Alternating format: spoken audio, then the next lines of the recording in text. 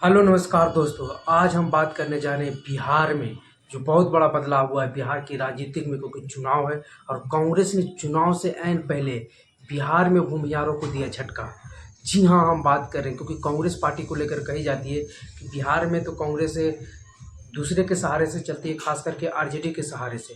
और कांग्रेस का जो भी वोट बैंक बचा है और बनाने की कोशिश कर रही है वो दलितों और फॉरवर्ड दोनों को मिलाकर कर रही है। और इसी में भूमिहार की सबसे बड़ी योगदान रहती है कांग्रेस की, जो राजनीतिक रहती है, क्योंकि शुरू से डॉक्टर कृष्ण सिंह हो, राजू सिंह हो या फिर कोई भी हो, जो कुछ भी फॉरवर्ड वोट पड़ता है उसमें से ज़्यादातर कांग्रेस के भूमिहार और ब्राह्मण वोट ही होते हैं। तो हम बात कर लेते हैं कि कांग्रेस के बिहार में जो भी मौजूदा स्थिति है, सरकार तो है नहीं कांग्रेस की, और बीच बीच में सरकार में आरजेडी के सहयोग से जेडीयू के गठबंधन में कांग्रेस आती रही है। हालांकि 2020 के चुनाव में कांग्रेस की काफ़ी स्थिति लेदर हुई थी, क्योंकि वो लड़ी थी 70 सीट पर, जीती थी 19 सीट पर, और 40 सीट लड़कर जो है माले और जो लेफ्ट की पार्टियां हैं वो अच्छी परफॉर्मेंस कर दी थी, जिसके बाद कांग्रेस की काफ़ी किरकिरी हुई थी। और आरजेडी हमेशा उसी का उन्हें ताना देते रहती है। हालांकि लोकसभा चुनाव में उनसे ठीक करने की कोशिश की।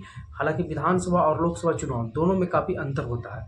लेकिन अभी जो मौजूदा सवाल ये है कि कांग्रेस के जो प्रदेश अध्यक्ष हैं अखिलेश सिंह, काफ़ी दिनों से थे और उन पर आरोप ये लग रहा था कि वो लालू यादव के काफ़ी करीबी हैं। राज्यसभा भी पहुंचे थे। कहा यह जा रहा है कि लालू यादव की इच्छा थी कि अखिलेश सिंह राज्यसभा जाए, और इसी चलते कांग्रेस इस बार अलग बोर्ड में नजर आती है। क्या कांग्रेस बिहार विधानसभा चुनाव आरजेडी से अलग लड़ेगी? क्योंकि उनका जो तौर तरीका भी दिख रहा है कांग्रेस का, वो एकदम आरजेडी के जो नापसंद आने वाले वही दिख रहा है। मान लीजिए अभी बात कर रहे हैं पप्पू यादव को बढ़ावा बिहार में, और प्रदेश अध्यक्ष को लेकर भी बातें चल रही है। जो अभी राजेश राम बनाए गए हैं बिहार प्रदेश अध्यक्ष, तो उनको लेकर ये बातें चल रही है कि अगर प्रदेश अध्यक्ष बनाना था तो बड़ा नाम था, क्योंकि कांग्रेस में भी संसाधनों की कमी चल रही है। प्लस एक बिहार व्यापी नाम होना चाहिए। जैसे पहले अखिलेश सिंह को सभी लोग जानते थे, मदन मोहन झा थे पहले, उनको भी सभी जानते थे। राजेश राव भी विधायक है सासाराम के क्षेत्र जो हैं। लेकिन बात यह है कि राजेश राम की पूरे बिहार भर में पकड़ नहीं है, ना ही पहचान है, ना ही संसाधनों से मजबूत है। उनके पिताजी भी मंत्री रह चुके हैं बिहार सरकार में।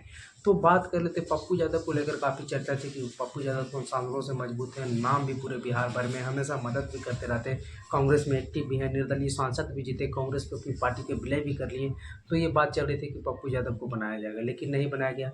और कांग्रेस इसलिए नहीं बनाया क्योंकि आरजेडी को पप्पू यादव पसंद नहीं है। दूसरी बात कि जो कन्हैया कुमार है, क्योंकि अखिलेश सिंह का इससे ये पता चल रहा है कि कद छोटा किया जा रहा है, और उन्हीं के स्वजातीय कन्हैया कुमार को ही पूरे बिहार में अभी बेरोजगार यात्रा के रूप में भ्रमण किया जा रहा है। और जिस प्रकार से राहुल गांधी ने 2024 चुनाव से पहले पूरे देश यात्रा किया था, उसी प्रकार से कन्हैया कुमार बिहार में आए हैं, युवा हैं, भूमिहार जाति से हैं, बोलने में एकदम तंदुरुस्त हैं। तो इसलिए कन्हैया कुमार के चलते अखिलेश सिंह को कहा जा रहा है पत्ता साफ हुआ।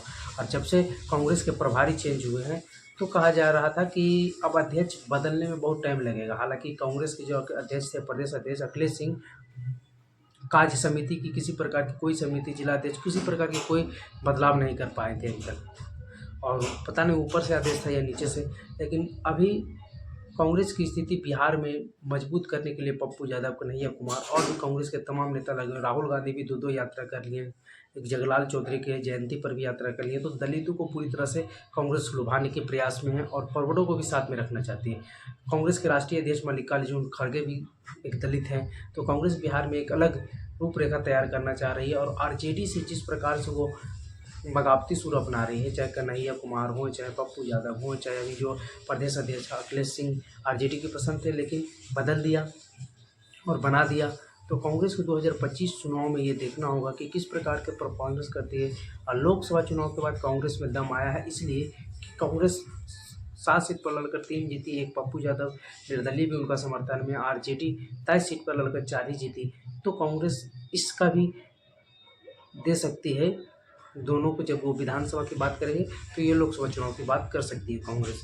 लेकिन 2025 में कांग्रेस लालू यादव के सामने उस प्रकार से नहीं झुकना चाहती, और कांग्रेस जो बिहार में सहारे की ज़रूरत होती है, जो अपना पुराना बोया अस्तित्व है उसे वापस लाने की कोशिश प्रयास कर रहे हैं। और राहुल गांधी की एक्टिव दिख रही है बिहार में। हालांकि चुनाव से पहले इतना प्रदेश अध्यक्ष हट जाना ये चिंताजनक है। और कांग्रेस का ये नियम रहा है कि अचानक कोई काम करते हैं और कब क्या हो जाएगा कांग्रेस में ये पता नहीं है। रात में ही कल आया मैसेज कि प्रदेश अध्यक्ष बदल गए हैं, और कांग्रेस को लेकर ये कहा जाता है कि जो भी फैसला होता है सब रात ही में होता है।